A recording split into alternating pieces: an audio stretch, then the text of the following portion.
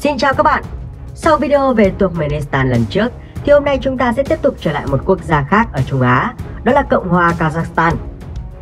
Đây là một quốc gia liên lục địa, có chủ quyền trải rộng trên phần phía Bắc và trung tâm của lục địa Á Âu.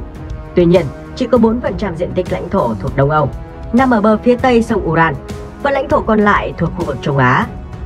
Với diện tích 2.724.900 km2, Kazakhstan là quốc gia rộng thứ 9 trên thế giới, đồng thời là quốc gia không giáp biển lớn nhất thế giới. Kazakhstan có chung đường biên giới với Liên bang Nga ở phía Bắc, với Trung Quốc ở phía Đông Nam, với Kyrgyzstan, Uzbekistan và Turkmenistan ở phía Nam. Phía Tây lãnh thổ còn có sự bao bọc của biển Caspi với độ dài đường bờ biển khoảng 600 km. Nhìn chung, địa hình của Kazakhstan tương đối bằng phẳng, tuy nhiên nó cũng có sự phân hóa từ Tây sang Đông, bao gồm vùng thảo nguyên ở phía Tây chiếm 1/3 diện tích lãnh thổ, vùng bình nguyên và bán bình nguyên ở trung tâm chiếm 1/2 diện tích, còn lại là vùng cao nguyên ở phía Đông và Đông Nam. Vùng này chịu sự chi phối của dãy núi Thiên Sơn và dãy Altai.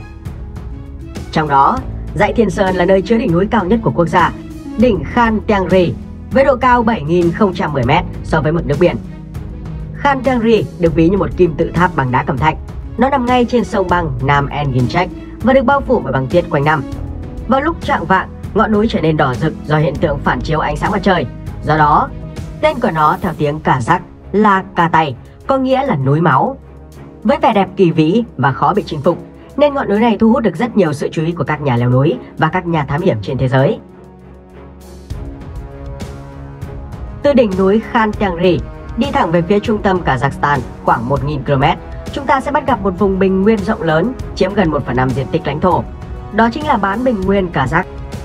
Vùng này nhô lên khá cao so với những đồng bằng bao bọc xung quanh nó, như là đồng bằng Tây Sibia và đồng bằng Tughay. Vào thời Đại Cổ Sinh, ở đây từng có những ngọn núi lớn, nhưng quá trình xóa mòn diễn ra mạnh mẽ từ khoảng 250 triệu năm trước cho đến ngày nay đã biến nơi này thành những ngọn đồi thấp và nhấp nhô.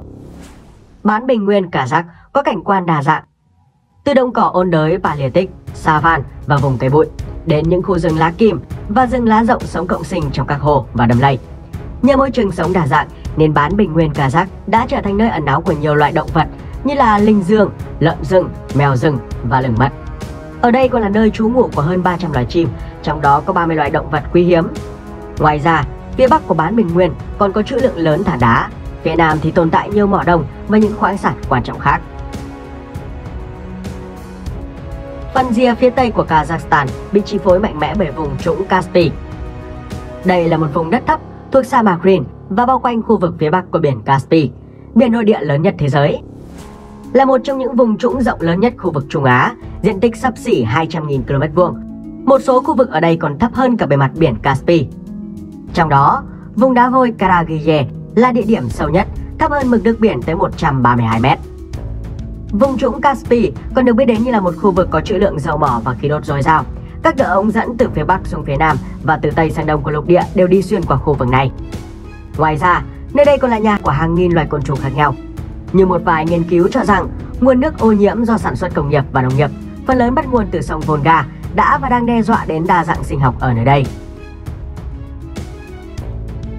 Phần phía đông của vùng trũng Kaspi còn có một hồ nước mặn khác, đó là hồ Aran. Hồ này có khoảng 1/3 diện tích thuộc Kazakhstan, phần còn lại thuộc về Uzbekistan. Vào những năm 1960 trở về trước, đây từng là hồ lớn thứ tư thế giới với diện tích khoảng 68.000 km2 và chứa 1.100 tỷ mét khối nước. Tuy nhiên, hiện nay lượng nước ở hồ đã bị bốc hơi hết khoảng 80%. Diện tích bề mặt cũng bị thu hẹp lại còn khoảng 17.160 km2. Mặc dù nhiều công trình thủy lợi đã được chính phủ Kazakhstan thực hiện để ngăn chặn quá trình bốc hơi này, nhưng hệ sinh thái của hồ Aran gần như đã bị hủy diệt toàn bộ. Nguyên nhân không chỉ do nồng độ muối cao mà còn bởi hóa chất độc hại do biển rút đi để lại. Dù phần lớn lãnh thổ Kazakhstan là sa mạc và những vùng đất khô cằn, nhưng quốc gia này lại sở hữu hệ thống thủy lợi vô cùng lớn, với gần 7.000 hồ chứa tự nhiên trong quốc gia, tập trung chủ yếu phía Tây và Tây Nam, khu vực khô hạn nhất đất nước. Trong số hồ nội địa này, đáng chú ý nhất là hồ Balkhas, một trong những hồ nước lớn nhất châu Á và lớn thứ 15 trên thế giới, với diện tích 16.400 km2. Tuy nhiên, giống như hồ Aran, hồ Balkhas cũng đang bị thu hẹp do quá trình điều hướng và khai thác nước từ đầu nguồn của các con sông đổ vào nó. Điều khác biệt lạ thường ở Balkhas là phần phía Tây của hồ nước là nước ngọt, còn phía Đông là nước mặn. Kazakhstan cũng có chứa khoảng 7.000 con sông dài trên 10 km. Nổi bật trong số đó là sông Ural, sông Sirdarya, sông Isim, sông Irtis và sông Ili. Ngoại trừ một số con sông ở phía bắc của đất nước, thì hầu hết tất cả các con sông khác đều đổ vào các hồ nội địa Kazakhstan, hồ Aran và biển Kaspi. Về dân số, tuy diện tích gấp 8 lần Việt Nam, nhưng Kazakhstan lại có dân số khá khiêm tốn, chỉ bằng 1/5 Việt Nam, với 19.166.000 người. Chính vì thế, Kazakhstan là một trong những quốc gia có mật độ dân cư thấp nhất thế giới, chỉ 7 người trên 1 km vuông. Trong lịch sử đã diễn ra nhiều cuộc di cư quan trọng đến Kazakhstan, trong đó có thể kể đến cuộc di cư của người Nga vào những năm 30 của thế kỷ 19, hay cuộc định canh định cư của người Đức từ năm 1991. Điều này khiến đất nước có sự gom mặt của nhiều thành phần dân tộc khác nhau. Cho tới ngày nay, có tới 130 dân tộc khác nhau cùng sinh sống ở Kazakhstan. Dẫn đầu là người Kazakh chiếm 67% dân số. Sau đó đến người Nga chiếm 21% dân số. Phần còn lại thuộc về các nhóm khác như Tatar, Ukraine, Uzbek, Belarusia, Uighur, Azerbaijan, Ba Lan và Litva. Ngoài ra, quốc gia còn có một lượng nhỏ người Đức Volga, Triều Tiên, người Cút, Chechen. Nhóm người này trước đây bị Liên Xô trục xuất khỏi khu vực Trung Á. Ngôn ngữ chính thức của Kazakhstan là tiếng Kazakh và tiếng Nga. Mặc dù tiếng Kazakh thuộc hệ ngữ Turkic, đồng thời là tiếng mẹ đẻ của đất nước và được nói bởi 64,4% dân số, nhưng không phải ai ở Kazakhstan cũng đều hiểu ngôn ngữ này. Còn tiếng Nga được sử dụng rộng rãi hơn và được nhiều người hiểu hơn ở quốc gia này. Ngoài ra, tiếng Thổ Nhĩ Kỳ cũng phổ biến tại một số vùng do có sự tương đồng với tiếng Kazakh. Về tôn giáo, sau khi tuyên bố độc lập khỏi Liên Xô năm 1991, Kazakhstan đã có một bước tiến triển mới trong việc thể hiện bản sắc dân tộc, một phần thông qua tôn giáo. Việc tự do thực thi các tín ngưỡng tôn giáo đã dẫn tới sự gia tăng các hoạt động tôn giáo tại Kazakhstan. Hàng trăm thánh đường Hồi giáo, nhà thờ, giáo đường Do Thái, các công trình tôn giáo khác được xây dựng trong vài năm. Số lượng các hiệp hội tôn giáo gia tăng từ 670 lên 4.170 hiệp hội chỉ trong vòng 30 năm. Cho tới ngày nay, khoảng 70,4% dân số Kazakhstan theo Hồi giáo, chủ yếu là người Kazakh, Uzbek, Uighur và Tatar. Quốc gia này đã có tổng cộng 2.300 nhà thờ Hồi giáo, tất cả đều thuộc Hiệp hội Tôn giáo của người Hồi giáo Kazakhstan. Đứng đầu là các giáo sĩ tối cao, hay còn gọi là các Mufti. Do đặc điểm này mà Kazakhstan đã công nhận lễ tế sinh Eid al-Adha, một dịp lễ dành riêng cho người Hồi giáo trên thế giới, là một ngày lễ quốc gia. Bên cạnh đó cũng có một số lượng lớn dân số theo Cơ đốc giáo, khoảng 24,7% dân số. Số người theo chủ nghĩa vô thần cũng chiếm một lượng nhất định ở Kazakhstan với khoảng 4,2% dân số, còn lại là các tôn giáo khác. Về hành chính, Cộng hòa Kazakhstan được chia thành 14 khu vực hành chính và 4 thành phố ngang cấp khu vực. Trong đó, thành phố Nur-Sultan là thủ đô của quốc gia, đồng thời cũng là một thành phố kỳ lạ nhất vì trong suốt 190 năm kể từ khi thành lập, thành phố này được đổi tên tới 6 lần. Năm 1830, thành phố chỉ mới là một điểm dân cư với tên gọi Akmola, có nghĩa là ngôi mộ trắng trong tiếng Kazakh. Năm 1832, điểm dân cư này lên cấp thị trấn và được đổi tên thành Akmolinsk. Tới năm 1961, nó lại được đổi tên là Selidograd, có nghĩa là thành phố của những vùng đất Trinh Nguyên. Năm 1992, nó lại quay trở lại với tên Akmola. Năm 1997, Kazakhstan chuyển thủ đô từ Almaty đến Akmola. Sự thay đổi này cũng đã đổi luôn tên thành phố là Astana vào năm 1998. Và cuối cùng là năm 2019, Tổng thống mới nhận chức lúc này là Kassym-Jomart Tokayev đã quyết định đổi tên thành phố là Nur-Sultan để vinh danh vị tổng thống tiền nhiệm, đó chính là Nursultan Nazarbayev. Ông là vị tổng thống quyền lực và có nhiệm kỳ lâu đời nhất tại Kazakhstan từ năm 1990 khi Liên Xô tan rã đến năm 2019. Năm 2020, thành phố Nur-Sultan có 1.136.000 người với diện tích 710 km2, khiến nó trở thành thành phố lớn thứ hai quốc gia. Thành phố lớn nhất Kazakhstan là cố đô Almaty với dân số rơi vào khoảng 1.800.000 người. Nếu như Uzbekistan có thành phố đá Tashkent với lịch sử hàng nghìn năm tuổi, thì Almaty cũng không hề kém cạnh khi được mệnh danh là thành phố táo. Ngay cả tên gọi của thành phố cũng đã thể hiện được điều đó. Theo tiếng Kazakh, Almaty nghĩa là nơi của nhiều táo. Bạn có thể bắt gặp rất nhiều cây táo mọc hoang trong những khu rừng ở đây. Ngoài ra, khu vực này còn được cho là nguồn gốc của nhiều loại táo nên đã thu hút các nhà nghiên cứu, các nhà khoa học từ khắp nơi trên thế giới đến thăm và tìm hiểu về hệ thống di truyền phức tạp và nguồn gốc của chúng.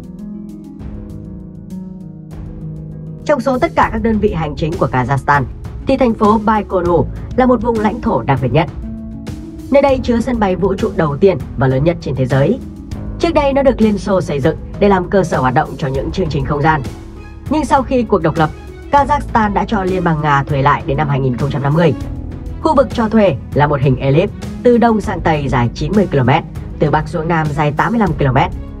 Chắc hẳn ai trong chúng ta cũng đều biết đến con tàu vũ trụ có người lái đầu tiên trong lịch sử loài người, đó chính là tàu Phương Đông 1. Sân bay này chính là nơi đưa con tàu vũ trụ ấy cùng với nhà du hành vũ trụ Yuri Gagarin lần đầu tiên bay ra ngoài trái đất. Hiện nay, đây vẫn là một sân bay bận rộn với hàng nghìn thiết bị thương mại, quân sự và khoa học được phóng ra ngoài không gian mỗi năm. Về kinh tế, tính đến năm 2020, GDP danh nghĩa của Kazakhstan đạt 171,24 tỷ USD và GDP bình quân đầu người là 8.935 USD. Còn GDP theo sức mua tương đương đạt 501,21 tỷ USD và GDP bình quân đầu người lên tới 26.151 USD, gấp 2,5 lần so với GDP bình quân đầu người theo sức mua tương đương của Việt Nam. Bằng những nỗ lực cải cách kinh tế trong lĩnh vực chuyển đổi tiền tệ, mức lương, đầu tư nước ngoài, vào năm 2000, Kazakhstan đã trở thành nước Cộng hòa cũ đầu tiên của Liên Xô trả hết nợ cho Quỹ tiền tệ quốc tế trước thời gian đáo hạn là 7 năm. Năng lượng là lĩnh vực kinh tế chủ chốt của Kazakhstan. Đơn cử là trữ lượng dầu thô của quốc gia này lên tới 30 tỷ thùng, đứng thứ 12 trên thế giới, và xuất khẩu dầu thô năm 2019 đã thu về cho đất nước hơn 34,3 tỷ USD, chiếm 20% GDP. Kazakhstan cũng có tiềm năng khí đốt tự nhiên đáng kể. Trữ lượng khí đốt đã được chứng minh ở quốc gia này là 3.000 tỷ mét khối và trữ lượng dự kiến có thể lên tới 5.000 tỷ mét khối. Năm 2019, việc xuất khẩu khí đốt cũng đem về cho quốc gia Trung Á này 3,52 tỷ USD. Ngoài dầu mỏ và khí đốt, Kazakhstan còn sở hữu nhiều nguồn tài nguyên khoáng sản khác. Nếu bảng tuần hoàn các nguyên tố hóa học có tổng cộng 118 nguyên tố, thì tại quốc gia này chúng ta có thể tìm được gần 100 nguyên tố, trong đó có uranium, chromium, chì, kẽm, vàng, kim cương, đều nằm trong nhóm các quốc gia có trữ lượng hàng đầu thế giới. Cuối cùng, một điều không thể bỏ qua khi tìm hiểu về Kazakhstan đó chính là du lịch. Trước khi vào phần này thì các bạn đừng quên ấn đăng ký để theo dõi những video thú vị về các quốc gia trên thế giới cùng 5 phút thôi nha. Nếu Thụy Sĩ là một đất nước không giáp biển nhưng lại có vẻ đẹp tựa tiên cảnh thì Kazakhstan chắc chắn là bản sao của Thụy Sĩ tại Trung Á. Thiên nhiên cực kỳ ưu ái quốc gia này khi ban tặng cho nó vô vàn những cảnh quan tuyệt đẹp, từ những hồ nước trong xanh đến những dãy núi hùng vĩ. Do đó, khi đến đây du lịch, bạn nhất định phải ghé qua những địa điểm sau. Đầu tiên là hồ Kendi, hồ nước kỳ ảo nhất thế giới. Kendi là hồ nước trên đỉnh núi Thiên Sơn, có độ cao khoảng 2.000 m so với mực nước biển, cách thành phố Almaty khoảng 130 km về phía đông. Trận động đất năm 1911 đã gây ra vụ lở đất đá vôi. Hệ quả là nước mưa từ các vách núi và thung lũng xung quanh đổ về đây tạo nên một đập nước tự nhiên. Hồ Kendi nổi tiếng vì những cây vân sam màu trắng, dám thách thức quy luật tự nhiên, mọc trồng ngược lên ở giữa hồ. Nhưng thực ra cây đã có từ trước khi hồ được hình thành. Rừng cây vân sam này cùng với màu nước xanh như ngọc của hồ Kendi tạo nên cảnh tượng thiên nhiên kỳ thú và hiếm thấy ở nơi nào khác trên thế giới. Charin Canyon, thung lũng của những lâu đài ở Kazakhstan. Nhắc đến địa điểm Canyon, chắc chắn nhiều người sẽ nghĩ ngay đến Grand Canyon tại Arizona, Mỹ. Nhưng ngay tại đất nước Kazakhstan này cũng có một kiến trúc đồ sộ, những lầu đài được tạo nên từ Canyon vô cùng kỳ vĩ. Charin Canyon nằm trong khuôn viên công viên quốc gia Kazakhstan mang tên Charin. Địa hình Canyon nơi đây trải dài tới 150 km, có những chỗ sâu tới 150 đến 300 m. Phải mất tới 30 triệu năm trải qua quá trình bao mòn, tích tụ do dòng chảy của con sông Charin và những trận động đất lớn, địa hình Canyon Charin mới được hình thành như ngày nay. Tại đây bằng mắt thường, du khách có thể quan sát rất rõ những lớp trầm tích với những mảng màu khác nhau ghi dấu hàng triệu năm kiến tạo trên trái đất. Bên cạnh những cảnh quan thiên nhiên kỳ vĩ, đất nước Trung Á non trẻ này còn đang chứng minh tên tuổi của mình trên bản đồ du lịch thế giới khi xây dựng hơn 27.000 công trình kiến trúc để thu hút khách du lịch. Một số cái tên nổi bật có thể kể đến như Meadow, sân trượt băng cao nhất thế giới, Cung điện Hòa bình và Hòa giải, Khan Sati, lều trong suốt cao nhất thế giới, Viện Bảo tàng Quốc gia Kazakhstan, đồi cốc Tobe, nơi có tượng nhóm nhạc The Beatles, nhà thờ Hồi giáo Nu Astana, tháp Bayterek, lăng mộ Khoja Ahmed Yasavi. Vậy là chúng ta đã kết thúc hành trình khám phá đất nước Kazakhstan. Các bạn đừng quên để lại suy nghĩ về quốc gia này dưới phần bình luận cho 5 phút thôi và mọi người cùng biết nha. Xin chào và hẹn gặp lại các bạn trong những video tiếp theo.